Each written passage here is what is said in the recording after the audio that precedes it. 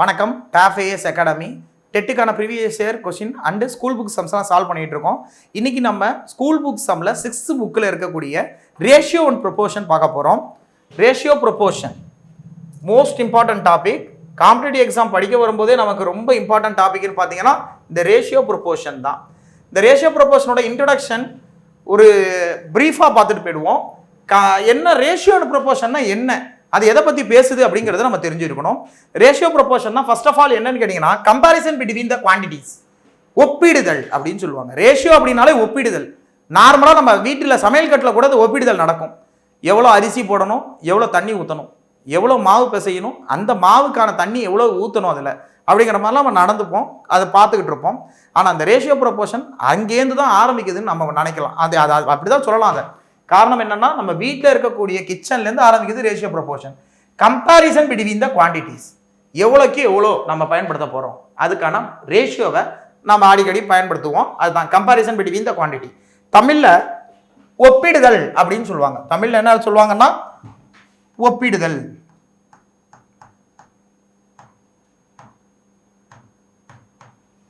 அப்படின்னு சொல்லி கூப்பிடுவாங்க. ரேஷியோ அப்படின்னா ஒப்பிடுதல். அடுத்தது ratio is a multiple. Ratio அப்படின்னா மடங்கு அப்படின்னு சொல்லலாம். ஒரு உதாரணத்துக்கு ரேஷியோன்னு நமக்கு சொன்னாலே நமக்கு என்ன நான் ஒரு உதாரணத்துக்கு எழுதுறேனே 2:3, 2 பங்கு 3 பங்கு அப்படின்னு சொல்லுவாங்க. ஆனால் அது 2 பங்குன்னா 2 கிடையாது, 2ஓட மடங்கு எல்லாத்தையும் அதுக்குள்ளே வச்சிருக்கு. அதுதான் இந்த இஸ்டு. இந்த சிம்பிளுக்கு பேர் என்னன்னு கேட்டிங்கன்னா இஸ்டு அப்படின்னு சொல்லுவாங்க. ஆனால் நம்ம வேலை ப்ரொனவுன்ஸ் பண்ணும்போது எப்படி ப்ரொனவுன்சியேஷன் பண்ணிவிடுவோம்னா ஈஸ்ட் ப்ரொனவுன்ஸ் பண்ணுவோம். ஆனால் அதுக்கு எக்ஸாக்டான வார்த்தை என்னன்னா இஸ்டு. 2:3 அப்படிதான் சொல்லணும். ஆக்சுவலாக 2:3 அழுத்தமாக சொல்லும்போது கரெக்டாக இருக்கிற மாதிரி இருக்கும். ஆனால் நம்ம பேச்சு வழக்கில் பேசுகிறப்ப 2:3 அப்படின்ட்டு போயிடுவோம். இஸ்டு அப்படின்னு சொல்லிட்டு போயிடுவோம். அது 2:3 ரைட். அப்போ இந்த 2 அப்படிங்கிறது 2 கிடையாதுங்க, 2இன் மடங்கு. 2ஓட மல்டிபிள். 2ஓட மல்டிபிள்னா 2 டேபிள். 2, 4, 6, 8, 10, 12, 14 இதில் மாதிரி 2ஓட மடங்கு அங்கே என்ன வேணாலும் வரலாம். 2ஓட மடங்கு 3 அப்படின்னா 3 கிடையாது, 3ஓட மடங்கு. 3ஓட மடங்கு அங்கே என்ன வேணாலும் வரலாம். 3, 6, 9, 12, 15, 18 இந்த மாதிரி 3இன் மடங்கு அங்கே என்ன வேணாலும் வரலாம். அதுதான் ரேஷியோ. அதனால மடங்குகளை சொல்லுது அப்படின்னு அர்த்தம். ரேஷியோ அப்படின்னா மடங்குகள் அப்படின்னு சொல்லலாம். இதில் ரொம்ப முக்கியமான விஷயம் என்னன்னு கேட்டிங்கன்னா ஜென்ரலாக எழுதுறப்ப என்ன எழுதுவோம்? Ratio A:B. A:B இஸ்டுன்னு எழுதியாச்சு. இந்த ஏக்கெல்லாம் பேர் இருக்கு.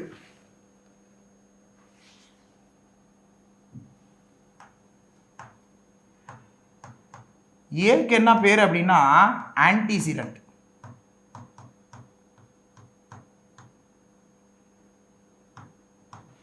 பிக்கு பேரு கான்சிக்வெண்ட்.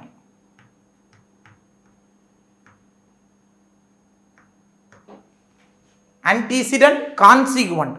ஃபர்ஸ்ட் இருக்கக்கூடிய முதல் பகுதிக்கு ஆன்டிசிடென்ட் பேரு, இரண்டாவதா இருக்கக்கூடிய பகுதிக்கு கான்சிக்வெண்ட் பேரு. அதை நம்ம இஸ்டு அப்படின்னு வார்த்தையால வரையறுப்போம்.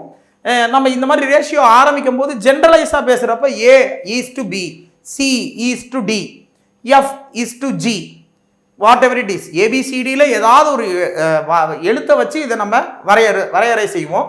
அதுல ஒப்பிடுதல், மடங்குகள் இது ரெண்டுமே ரேஷியோவை உணர்த்தக்கூடியது. அடுத்தது simplest form or shortest form. ஒரு கொடுக்கப்பட்ட விகிதமானது simplest form or shortest form அப்படின்னு என்னன்னா எளிய வடிவமாக்கல் முறையில் வரையறுக்கலாம் அல்லது எழுதலாம். எளிய வடிவமாக்கல் அல்லது எளிய வடிவம் அப்படின்னு கூட சொல்லலாம். அது என்ன சார் எளிய வடிவம் அப்படின்னு கேட்டீங்கன்னா ஒரு உதாரணத்துக்கு 100ன்னு ஒரு நம்பர், 250ன்னு ஒரு நம்பர். இது ரெண்டுத்தையும் நம்ம என்ன பண்ண போறோம்னா ரேஷியோ எடுக்க போறோம். ரேஷியோ எடுக்கும்போது நல்லா கவனிங்க, இதில் என்ன காமனாக இருக்கோ அதெல்லாம் கேன்சல் பண்ணிடுவாங்க. ரெண்டுத்துலையுமே 0 இருக்குது, 0வை தூக்கிடுவோம். அப்புறம் 10, 25 இது ரேஷியோவான்னு கேட்டால் இதுவும் எளிய வடிவமாக்கல் கிடையாது. இதையும் நம்ம என்ன பண்ணலாம்னா சுருக்கலாம். எந்த வாய்ப்பாட்டில்? 5ஆம் வாய்ப்பாட்டில் 2, 5, 10, I 5, 25 இந்த மாதிரி எழுதுறதுக்கு பேர் தான் எளிய வடிவமாக்கல் அப்படின்னு நான் சொல்கிறாங்க. எளிய வடிவமாக்கல் அல்லது எளிய வடிவம் அப்படின்னு சொல்லுவோம். Simplest form or shortest form. அடுத்தது என்னன்னு பாருங்க. To compare same kind of units. ஒரே மாதிரியான அலகுகளை தான் ஒப்பிட முடியும். ஒரே மாதிரியான அலகுகள். அலகுகள் அப்படின்னா யூனிட்ஸ். உதாரணத்துக்கு யூனிட்ஸ் எத்தனைலாம் யூனிட்ஸ் படிச்சிருக்கோமோ அதெல்லாமே நம்ம அங்கே பயன்படுத்துவோம். Metre, centimetre, kilogram, litre, millilitre, இந்த மாதிரி நிறைய அளவைகள் பயன்படுத்துவோம் இல்லையா. மீட்டரை மீட்டரோட தான் கம்பேர் பண்ணணும், கிலோமீட்டரை கிலோமீட்டரோட தான் கம்பேர் பண்ணணும், கிராம கிராமோட தான் கம்பேர் பண்ணணும், கிராமியும் கூட கம்பேர் பண்ண மாட்டாங்க. அதனால எந்த அளவுகள் நம்ம எடுக்கிறோமோ அந்த அளவுகள் தான் நம்ம ஒப்பிட முடியும். சாலிடோட கம்பேர் பண்ணணும், லிக்விடோட கம்பேர் பண்ணணும். சாலிட் லிக்விட் கூட கம்பேர் பண்ண மாட்டோம். ஆனால் நம்ம பேசுகிறப்ப சமையல்கள் எப்படி நம்ம பேசுவோம், 2 கிலோ அரிசி அப்படின்னா 6 லிட்டர் தண்ணி, 2 கிலோ அரிசி 6 லிட்டர் தண்ணி. ரேஷியோ என்னன்னு கேட்டிங்கன்னா நீங்களாவே சொல்லுவீங்க, 2 கிலோ அரிசிக்கு 6 லிட்டர் தண்ணி, 1 லிட்டர் தண்ணி, 2:1 அப்படின்னு பேசிடுவோம். ஆனால் அந்த மாதிரி சொல்லக்கூடாது. அந்த மாதிரி வரையறை செய்யாமல் நம்ம எப்படி பார்க்கணும்னா ஒரே மாதிரியான அலகுகளை தான் ஒப்பிட முடியும் அப்படின்னு சொல்கிறாங்க. சரி, இதுவும் நம்ம வாழ்க்கையில் பயன்படுத்தி இருக்கக்கூடிய முறையும் நம்ம கணக்கு பார்க்கும்போது நான் உங்களுக்கு தெளிவாக சொல்கிறேன். இதை நீங்கள் தெரிஞ்சு வச்சுக்கோங்க. கண்டிஷன் என்னன்னா, to compare same kind of units, ஒரே மாதிரியான அலகுகளை தான் ஒப்பிட முடியும். இது அடுத்த கண்டிஷன் என்னன்னு பார்த்தீங்கன்னா, to convert same type of units is possible for take ratio. அதாவது ஒரே மாதிரியான அலகுகளை தான் ஒப்பிட முடியும் அல்லது ஒரே மாதிரியான அலகுகளாக மாற்ற முடியுமானால், ஒரே மாதிரியான அலகுகளாக மாற்ற முடியுமானால்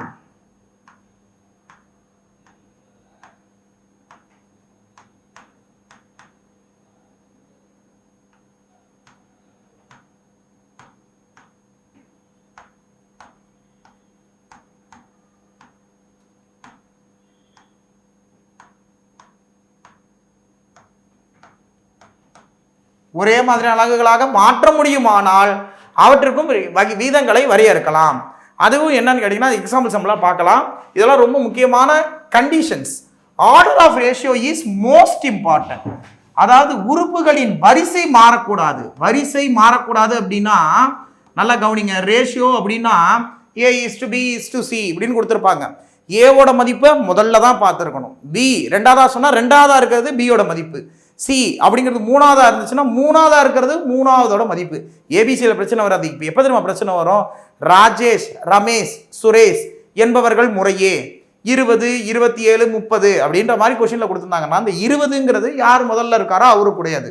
இப்போ ராஜேஷை பற்றி பேசணும்னா ராஜேஷ் தான் 20 அப்படிங்கிற மாதிரி இருக்கும். அந்த 20ங்கிறது ஏதோ ஒரு நம்பர், அவரோட வயதையோ அல்லது அவர் எதையாவது பயன்படுத்தக்கூடிய விஷயத்தையோ எதையாவது வச்சு பேசுவாங்க. ஸோ அப்போ அந்த மாதிரி வரிசை மாறக்கூடாது. முதல்ல இருக்கிறவங்களுக்கு முதல்ல இருக்கக்கூடிய நம்பர், இரண்டாவதா இருக்கிறவங்களுக்கு இரண்டாவது இருக்கக்கூடிய நம்பர், மூன்றாவதா இருக்கிறவங்களுக்கு மூன்றாவது இருக்கக்கூடிய நம்பர். அதான் order of ratio is most important. வரிசை மாறக்கூடாது.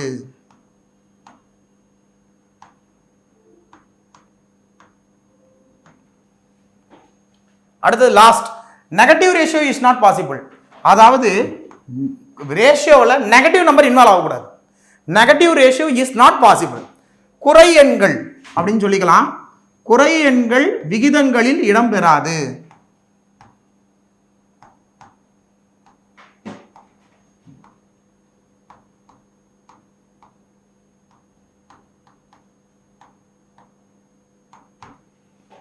குறை எண்கள் இடம்பெறாது. குறை எண்கள் விகிதங்களில்.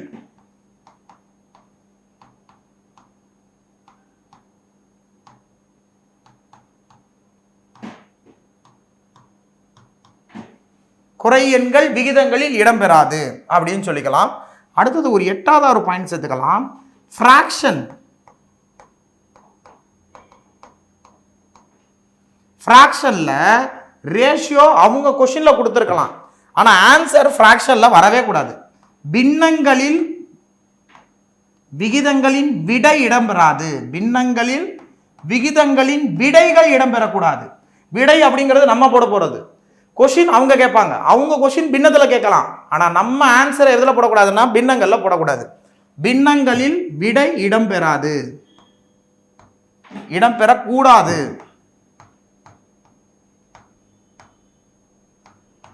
யாருக்காவது ஆன்சர் வந்து 1/2:1/4 அப்படின்னு வந்துச்சுன்னா அந்த ஆன்சர் கரெக்டானு கேட்டால் கண்டிப்பாக தப்பு அது. ஏன்னா பின்னங்கள் இடம்பெறாது. பின்னங்களில் விடைகள் இடம்பெறாது. பின்னங்களில்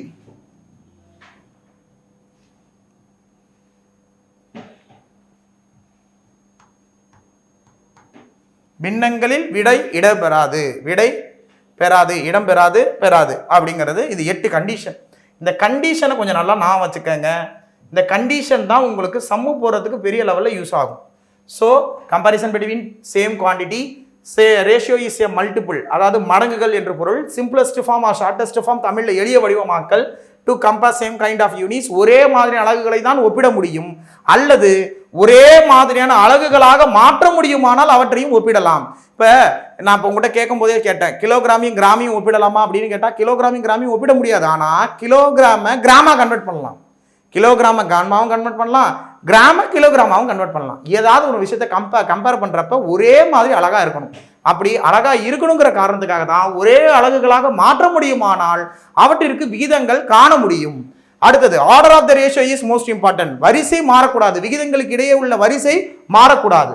negative ratio is not possible. குறை எண்கள் இடம்பெறாது விகிதங்களில். குறை எண்கள்னா நெகட்டிவ் நம்பர் இன்வால்வ் ஆகக்கூடாது. ஸோ அடுத்தது என்னன்னு பார்த்தீங்கன்னா ஃப்ராக்ஷன். பின்னங்களில் விடை இடம்பெறாது, பின்னங்களில் விடை வரவே கூடாது, பின்னங்களில் விடை இடம்பெறாது அப்படிங்கிறதையும் தெரிஞ்சு வச்சுக்கோங்க. இதெல்லாம் நமக்கு ப்ரீவியஸாக இருக்கக்கூடிய பாயிண்ட்ஸ். இது ரேஷியோ கான்செப்டை தெரிஞ்சுக்கிறதுக்கு முன்னாடி இது தெரிஞ்சுக்கிட்டிங்கன்னா நல்லாயிருக்கும். நம்ம படிக்கிறது என்னன்னு கேட்டிங்கன்னா 6th புக்கு தான். 6th புக்கு ரொம்ப எளிமையாக தான் இருக்க போகுது, கவனிங்க. இப்போ கொடுத்துருக்கிறதுல find the ratio of 500 gram and 250 gram simplest form. Simplest ஃபார்ம்னு சொல்லியிருக்காங்க. சிம்பிளஸ்ட் ஃபார்ம் அப்படின்னா எளிய வடிவமாக்கல். 500 கிராம் 250 கிராமை விகிதத்தை எளிய வடிவில் காண்க. ரொம்ப சிம்பிள். 500 கிராம்னு கொடுத்துருப்பான். இந்த 500 கிராமைக்கும் 250 கிராமுக்கும் ரேஷியோ கண்டுபிடிங்கன்றாங்க. 250 கிராம்னா 1/4 கிலோ, இது 1/2 கிலோ. 1/2 கிலோ 1/4 கிலோக்கு ரேஷியோ என்ன அப்படின்னா 2:1. அவ்வளோதான். இதில் 2 1/4 கிலோ இருக்குது, இதில் 1 1/4 கிலோ இருக்குது, அவ்வளோதான். காமனாக இருக்கிறத எடுத்துரும். சரி, அதே மாதிரி இங்கே ஆன்சரில் கிராம் எழுதிடக்கூடாது. 2:1 தானே தவிர இடம்பெறக்கூடிய ஆன்சரில் என்ன வந்துடக்கூடாது அப்படின்னு கேட்டிங்கன்னா யூனிட்ஸ் வரக்கூடாது. யூனிட்ஸை ஒரே மாதிரி இருக்கிற யூனிட்ஸை தான் நம்ம வரையறை செய்ய முடியும்னு சொன்னோம். அதே மாதிரி ஆன்சரில் என்ன எழுதக்கூடாதுன்னா யூனிட்ஸ் வரக்கூடாது. அதாவது இப்போ நம்ம விகிதங்களை வந்து ஆன்சர் கண்டுபிடிக்கிறப்ப இதுலேருந்து கிராமு கிலோகிராம்னு ஆன்சர் போட்டுறாதீங்க. இதுக்கு ஆப்ஷன் கொடுத்துருப்பாங்க. நான் ஏன் அந்த வார்த்தையும் சொன்னேன் அப்படின்னா கூற்று காரணம்னு கொடுக்குறப்ப விடைகளில் அலகுகள் இடம்பெறலாம் அப்படிங்கிற மாதிரி கொஸ்டின் கொடுத்துருந்தாங்கன்னா அது தப்பு. விகிதங்களில் அலகுகள் இடம்பெறாது. எங்க அப்படின்னா விடைகளில் விகிதாச்சாரத்தில் விடைகளில் அலகுகள் இடம்பெறாது. அது தெரிஞ்சு வச்சுக்கணும். நமக்கு இங்கே கொஸ்டின்ல ஆப்ஷன் தான் கொடுத்துருப்பான். கூற்று காரணம்னு ஒன்று இருக்கும். கூற்று காரணத்திலேயே வரிசையா ABCD இவற்றுள் எது சரி எது தவறுன்னு கேட்பாங்க இல்லையா? அது நம்ம மேக்ஸ்லையும் கேட்கலாம். அப்படி கேட்கும்போது அந்த மாதிரி வார்த்தைகள் பயன்படுத்தினாங்கன்னா உங்களுக்கு அது தெரிஞ்சிருக்கணும் கண்டிஷனா. அதனால தான் சொன்னேன். இப்போ இதுக்கான ஆன்சர் என்னன்னு கேட்டீங்கன்னா ஆப்ஷன் D 2:1. அடுத்த கொஸ்டின். மாதவியும் அன்புவும் 2 மேசைகளை முறையே 750 மற்றும் 900க்கு வாங்கினார்கள். அன்புவும் மாதவியும் வாங்கிய மேஜைகளின் விலைகளின் விகிதத்தை எளிய வடிவில் காண்க. மாதவி and அன்பு bought 2 tables for 750, 900 respectively. What is the ratio? The prices of table bought by அன்பு and மாதவி. கொடுத்தது மாதவி அன்பு, கேட்கறது அன்பு மாதவி. இந்த இடத்துல ரொம்ப உஷாரா இருக்கணும். இந்த மாதிரி கணக்குகள்ல மிக அதிகமான கேர்லெஸ் மிஸ்டேக் நடக்கும். ஏன்னா கொடுக்கும்போது பாருங்களேன், மாதவி அன்பு. மாதவி எவ்வளவு ரூபா? 750 ரூபாய்க்கு சேர் வாங்கியிருக்காங்க. அன்பு எவ்வளோ வாங்கியிருக்காரு? 900 ரூபாய்க்கு வாங்கியிருக்காங்க. இப்போ இதுக்கு ரேஷியோ கண்டுபிடிக்கிறோன்னு வச்சுக்கோங்க. நார்மலாக நம்ம 0 கேன்சல். இது ரெண்டுத்துக்கும் பொதுவான வாய்ப்பாடு என்னன்னு பார்த்தீங்கன்னா 15ஆம் வாய்ப்பாடு. 15×5 75, 15×6 90, 15×5 75, 15×6 90. ஆன்சர் 5 ஸ்டார் பார்த்து இங்கே போய் ஆன்சரை போட்டுறக்கூடாது. காரணம் என்னன்னா மாதவி அன்பு கேட்கல, அவங்க அன்பு மாதவி. கேள்வியை ஒரு முறைக்கு 2 முறையோ 3 முறை கூட படிக்கலாம். அது ஈஸியாக தான் இருக்கு. அந்த ஒரு காரணத்தினால நீங்கள் கேள்வியை ஒரு டைம் படிச்சீங்கன்னா உங்களுக்கு அது விளங்குமானு தெரியாது. அதனால மாதவி அன்பு அன்பு மாதவி, மாதவி அன்பு அன்பு மாதவி சொல்லி பார்த்தீங்கனாலே தெரியுது. மாதவியும் அன்பும் கொடுத்துட்டு கேள்வி எப்படி கேட்டிருக்காங்க? அன்பும் மாதவியும். அப்போ ஆன்சர் என்னன்னு கேட்டிங்கன்னா 6:5 தான் இதுக்கு ஆன்சர். ரெண்டுமே ஆப்ஷனில் இருக்குது. கேர்ஃபுல்லாக போடுங்க, அதுவும் பக்கத்தில் இருக்குது. ஸோ இதுக்கான ஆன்சர் 6:5. அடுத்த கொஸ்டின், 1 லிட்டருக்கும் 50 மில்லி லிட்டருக்கும் உள்ள விகிதம். Ratio of 1 litre and 50 ml. 1 litre அப்படின்னா இந்த கன்வர்ஷன், மெஷர்மெண்ட் கன்வர்ஷன் ரொம்ப முக்கியம். 1 லிட்டரில் எத்தனை மில்லி லிட்டர் இருக்கும் அப்படின்னா 1000 மில்லி லிட்டர் இருக்கும். சில பேர் 100லாம் சொல்லுவாங்க. அது கரெக்டாக புரிஞ்சுக்கிட்டு போடுங்க. 1 லிட்டரில் 1000 ml இருக்கும். 1/2 லிட்டர் அப்படின்னா 500 ml தான் நம்ம பால் பாக்கெட்டில் எழுதியிருப்பாங்க. அதை ஞாபகம் வச்சுக்கிட்டீங்கனாலே போதும். அப்போ 1000 ml. இது என்ன தெரியுமா, ஒரே மாதிரியான அலகுகளாக மாற்ற முடியுமானால், இதா பாருங்க, லிட்டரை எம்எல்லா கன்வெர்ட் பண்றோம். ஒரே மாதிரியான அலகுகளாக மாற்ற முடியுமானால் அவற்றிற்கு விகிதங்கள் காணலாம். அப்ப கண்டுபிடிக்கலாம். அப்ப நான் என்ன பண்ண போறேன்னா 100, அதாவது 1000 ml-ஐயும் 50 ml-க்கும் ரேஷியோ, எம்எல்லாம் விட்டுறணும், எம்எல் எழுதக்கூடாது, அலகுகள் இடம்பெறக்கூடாது. அப்ப 1000க்கும் 50க்கும் ரேஷியோ கண்டுபிடிக்கிறோம். ரேஷியோ கண்டுபிடிக்கிறப்ப பாருங்க 0 0 கேன்சல். அப்ப என்ன வரும், 100 இங்கே 5. இதுவும் எளிய வடிவம் கிடையாது, நம்ம எளிய வடிவத்தில் தான் ஆன்சர் சொல்லணும். அப்போ இதையே நம்ம எதால் அடிக்கலாம், 5ஆலே அடிக்கலாம். 5 ஓர் 5 5. 100ல் எத்தனை 5 இருக்குன்னு கேட்டிங்கன்னா 20 5. 20 5 100. ஆன்சர் 20:1. உள்ள விகிதம் அப்படின்னு கேட்டால் 20:1. ஆன்சர் ஆப்ஷன் சியில் இருக்குது, 20:1. 1 லிட்டர் அப்படின்னா 1000 ml. 1000 ml போட்டுக்கிட்டு இதை 550 ml வச்சுக்க வேண்டியதான். இது ரெண்டுத்துக்கும் காமனாக இருக்கிற விஷயத்தெல்லாம் கேன்சல் பண்ணிடுறோம். 0 0 கேன்சல், 5ஆல் அடிச்சா 1. இதில் எத்தனை 5 இருக்குது 100ல் 25. இதான் இதுக்கான ஆன்சர். நெக்ஸ்ட் கொஸ்டின், குமரனிடம் ரூபாய் 600 உள்ளது. அதனை விமலாவிற்கும் யாழினிக்கும் 2:3 2:3 என்ற விகிதத்தில் பகிர்ந்தளிக்கிறார், ஷேர் பண்றார். இருவரில் யாருக்கு அதிக தொகை கிடைக்கும்? அதிக தொகை யாருக்கு கிடைக்கும்? இதை பார்த்தாலே தெரியுது, விமலாக்கு யாழினிக்கு. விமலாக்கு எத்தனை பங்கு? 2 பங்கு. யாழினிக்கு 3 பங்கு. இங்கிலீஷ்ல ஒரு கொஸ்டினை படிச்சிருவோம். Kumaran has 600 and wants to divide it between Vimala and Yalini in the ratio 2:3. Who will get more? யார் மோர்னு பார்த்தாலே தெரியுது பாருங்க. இதான் order of the ratio must be important. விமலாக்கு 2 பங்கு, யாழினிக்கு 3 பங்கு. யாழினிக்கு 3 பங்கு, விமலாக்கு 2 பங்கு. அப்ப யாருக்கு அதிகம்? யாழினிக்கு தான் அதிகம்.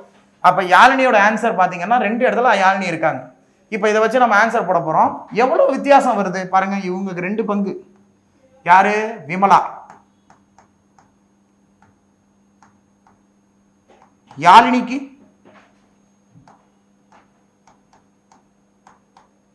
3x. ஏன் சார் எக்ஸ் போடுறீங்க அப்படின்னா மடங்கு அப்படின்னு சொன்னோம், 2ஓட மடங்கு.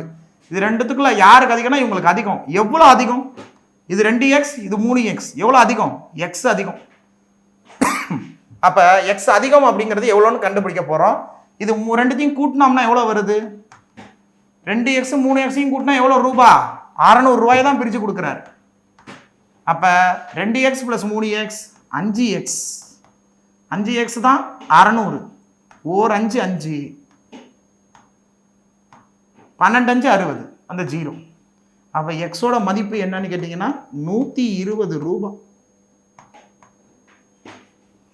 விமலா யாழினி 2 பேருக்கும் 2 பங்கு 3 பங்குன்னு பிரிச்சு கொடுக்குறாங்க. யாழினிக்கு அதிகமா இருக்கு. எத்தனை பங்கு அதிகமா இருக்கு? 2 பங்கு 3 பங்குக்கு வித்தியாசம் 1 பங்கு. அந்த 1 பங்கு தான் எவ்வளவு? 120 ரூபாய். அப்ப ஆன்சர் ஆப்ஷன் பி, யாழினிக்கு தான் அதிகம்னு தெரிஞ்சு போச்சு. யாழினி ஃபர்ஸ்ட் ஆப்ஷன் 2த்துலயும் இருக்காங்க, ஃபர்ஸ்ட்லயும் இருக்காங்க, செகண்ட்லயும் இருக்காங்க. எவ்வளவு அதிகம்னா 120. 120க்கு தான் ஆப்ஷன் பி போட்டோம். அடுத்த question, and equivalent ratio. Equivalent ரேஷியோனா என்னன்னு தெரிஞ்சுக்கலாம், கவனிங்க.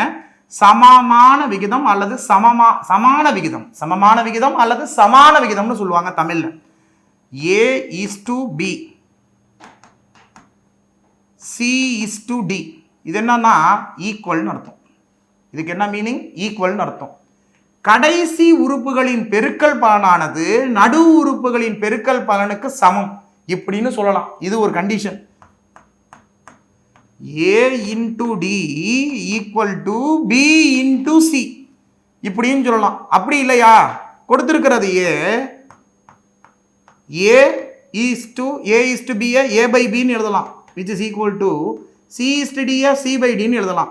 இது ரெண்டும் சமமான ஆன்சரை 2 பக்கமும் கேன்சல் பண்ணி கொடுத்துச்சுன்னா அதுவும் என்னதான்?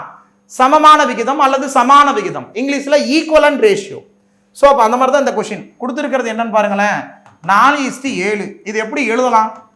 4/7. இந்த இருக்கிற ஆப்ஷனில் எது 4/7 ஆன்சர் வருதோ அதுதான் ஆன்சர். நமக்கு ரெண்டும் சமமான விகிதம் அல்லது ஈக்குவலன்ட் ரேஷியோ. 1:3 எப்படி எழுதலாம்னா 1/3 எழுதலாம். அது எதுக்கு ஈக்குவல் கிடையாது? 4/7க்கு ஈக்குவல் கிடையாது. அப்போ இது ஆன்சர் கிடையாது. 8/15 எழுதலாம். 8:15 எப்படி எழுதலாம்? 8/15. இது எதையாவது அடிக்க முடியுமான்னு கேட்டால் இது 2ஆல் வகுப்படும் 3ஆல் வகுப்படும். அது மாதிரி வகுத்தரக்கூடாது. ரெண்டையும் வெவ்வேறு நம்பரால் வகுத்துருவாங்க சில பேர். அந்த மாதிரிலாம் வகுத்தரக்கூடாது. ரெண்டுமே ஒரே நம்பரால் வகுப்படணும். அப்படி வகுப்படுமான்னு கேட்டால் அது வகுப்படலை. அப்போ இதுவும் 4/7 இதுக்கு சமமாக இல்லை. இதுவும் ஆன்சர் கிடையாது. அடுத்தது இது எப்படி எழுதலாம் அப்படின்னா 14/8. இது ரெண்டுமே எந்த நம்பரால் வகுப்படும் அப்படின்னா 2ஆல் வகுப்படும். 7/2 7/2 அப்படிங்கிறது 4/7க்கு ஈக்குவலாக இல்லை. அப்போ ஆட்டோமேட்டிக்காக இந்த ஆப்ஷன் 3மே இல்லை அப்படின்னா ஆன்சர் எது தான்? டி. நீங்கள் எக்ஸாம் பாயிண்ட் ஆஃப் வியூவில் போடும்போது 3த்துலேயும் அட்டெம்ப்டில் வரலன்னா 4வது ஆன்சர் தான் கரெக்டு. ஆனால் சில பேருக்கு பயமாக இருக்கும், அது போகிறதுக்கு பயமாக இருக்கும். நம்ம எப்படியாவது செஞ்சு பார்த்து போட்டுடலாம் அப்படின்ட்டு. ஆனால் அந்த மாதிரி செய்யாதீங்க. நமக்கு 3த்துலேயுமே வரலன்னு தெரிஞ்சு போச்சுன்னா 4வது தான் ஆன்சர். டிக் அடிச்சிடலாம். ஆனால் நான் உங்களுக்கு போட்டு காமிச்சிடுறேன். இது எப்படி போடுறோம் அப்படின்னா 12/21 வகுப்படும் தன்மைக்கான விதிப்படி இது 2 நம்பரும் எந்த நம்பரால் வகுப்படும் அப்படின்னா 3ஆல் வகுப்படும். 4 3 12 3 7 அல்லது 7 3 21. பாருங்களேன், இது ரெண்டையுமே 3ஆல் வகுத்தா 4 7 4/7 4/7 ஆன்சர் வருதா? அப்போ 4:7க்கு சமமான விகிதம் 12:21. இதையும் 3ஆல் பெருக்கியிருக்காங்க, இதையும் 3ஆல் பெருக்கியிருக்காங்க. இப்படியும் போடலாம். இது கூட 1 2ங்கிற மாதிரி இது 3. முதல் நம்பர் எதால் பெருக்கியிருக்காங்களோ அதே மாதிரி 2ஆவது நம்பர் அதால் தான் பெருக்கியிருப்பாங்க. இது 3ன்னு கூட வச்சுக்கோங்க. ஏன்னா இது எல்லாமே ஈக்குவலன்ட் ரேஷியோவோட ரெப்ரசன்டேஷன் தான். இப்படி இருக்கலாம் அல்லது இப்படி சொல்லலாம். ஆனால் இந்த மாதிரி நான் சொன்ன மாதிரி முதல் நம்பரை எதால் பெருக்கியிருக்காங்களோ அதே நம்பரால் தான் 2வது நம்பரையும் பெருக்கி போட்டிருப்பாங்க. 4 12ன்னு மாற்றுறாங்கன்னா 3ஆல் பெருக்கியிருக்காங்க. அப்போ 12 7 எதால் பெருக்கியிருப்பாங்க? 7 3ஆல் பெருக்கினா தானே 21. அந்த மாதிரி. ஸோ இதுதான் உங்களுக்கு சமமான விகிதம் அல்லது சமான விகிதம், ஈக்குவலன்ட் ரேஷியோன்னு இங்கிலீஷில் சொல்கிறது. Next sum. இதில் ஆன்சர் என்னன்னு கேட்டிங்கன்னா ஆப்ஷன் டி. நெக்ஸ்ட் சம் 16/24க்கு எது சமமான விகிதம் அல்ல? which is not equivalent ratio of 16/24. அப்போ மற்ற எல்லாமே ஆப்ஷனில் எப்படி இருக்கும்னா ஈக்குவலன்ட் ரேஷியோவாக இருக்குது. ஏதோ ஒன்று மட்டும் ஈக்குவலன்ட் ரேஷியோவாக இல்லை. முதல்ல இதை நம்ம கேன்சல் பண்ணிக்கலாம். 16/24 இதை எளிய வடிவமாக்கல் முறையில் வரையறுக்கலாம். அப்படின்னா 8ஆம் வாய்ப்பில் கேன்சல் பண்ணலாம். பெரிய நம்பர் தான் இருக்குல்ல, எது பெரிய நம்பராக வகுக்க முடியுதோ அதை வகுத்தரணும். 8ஆல் வகுத்தீங்கன்னா 2 வாட்டி 3 வாட்டி. இப்போ இங்கே இருக்கிற எல்லா ஆப்ஷன்லையும் பாருங்களேன், மேலே 2 மடங்கு கீழே 3 மடங்கு இருந்துச்சுன்னா அது சமமான விகிதம். நமக்கு அல்லன்னு கேட்டிருக்காங்க. கொஸ்டினை 1 வாட்டி 2 வாட்டி படிக்கணும்னு சொல்லியிருக்கோம். எது அல்ல அப்படிங்கிறதான் இப்போ கேள்வி. பாருங்களேன், இப்போ 6/9 இதை எப்படி எழுதலாம்னா 3ஆல் அடிச்சிங்கன்னா 2/3 இது வருது. அப்போ இது ஆன்சர் கிடையாது. ஏன்னா அல்ல எதுவோ அதான் ஆன்சர். இதுவும் பாருங்க 6ஆம் வாய்ப்பில் கேன்சல் பண்ணலாம். 6ஆம் வாய்ப்பில் கேன்சல் பண்ணீங்கன்னா ஸோ இதுவும்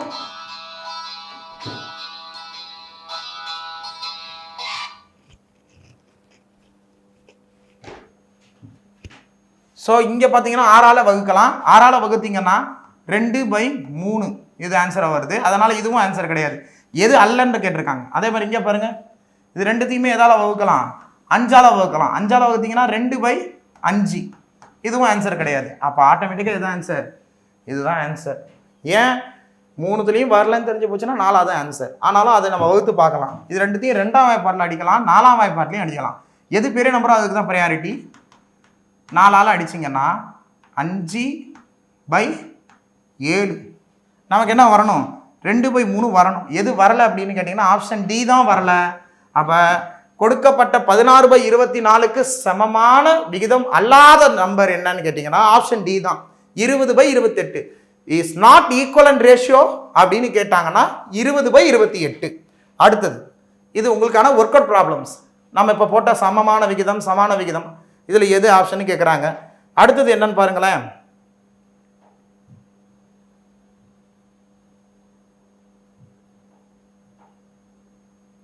நாற்பது நிமிடத்திற்கும் 1 மணி நேரத்திற்கும் இடையே உள்ள விகிதத்தை காண்க.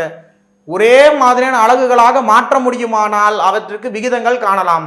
அப்போ மணி நேரத்தை நிமிஷமாக மாற்ற முடியும். அப்படி மாற்றி எனக்கு கமெண்ட்ல ஆன்சர் போட்டு காமிங்க இதுக்கான ஆன்சரை. சிம்பிளிஃபை அப்படின்னாலும் எளிய வடிவில் அப்படி எழுதுனாலும் அப்படின்னு கேட்டாலும் ஒன்று தான். சிம்பிளிஃபை அப்படின்னா simplest form or shortest form. 20:5 எளிய வடிவமாக்கல் முறையில் எழுதுறது எப்படி? இல்லை ரொம்ப நார்மலான கணக்கு, 6th புக்கு சம் தான். அடுத்தது question number 4. Akilan walks 10 kilometre in 1 hour. Selvi walks 6 kilometre in 1 hour. Simplest ratio of the distance covered by Akilan of that செல்வி அகிலன் 1 மணி நேரத்தில் 10 கிலோமீட்டர் நடக்கிறாரு, செல்வி 1 மணி நேரத்தில் 6 கிலோமீட்டர் நடக்கிறாங்க. அகிலனுக்கும் செல்விக்கும் நடந்த தொலைவோட இடையே உள்ள விகிதத்தை எளிய வடிவத்தில் சொல்லணும் அப்படின்னு இருக்காங்க. அப்போ 10 கிலோமீட்டர் 6 கிலோமீட்டருக்கு தான் நீங்கள் என்ன கண்டுபிடிக்க போறீங்க? ரேஷியோ கண்டுபிடிக்க போறீங்க. அதுக்கு ரேஷியோ கண்டுபிடிச்சி இதில் எது ஆன்சர்னு சொல்லுங்க. இதோட நமக்கு சிம்பிளிஃபிகேஷன், அதாவது ரேஷியோ ப்ரொபோர்ஷனோட பார்ட் 1 வீடியோ கம்ப்ளீட் ஆகுது. இதுக்கான ஆன்சரை எனக்கு கமெண்ட் பண்ணுங்க. தேங்க்யூ.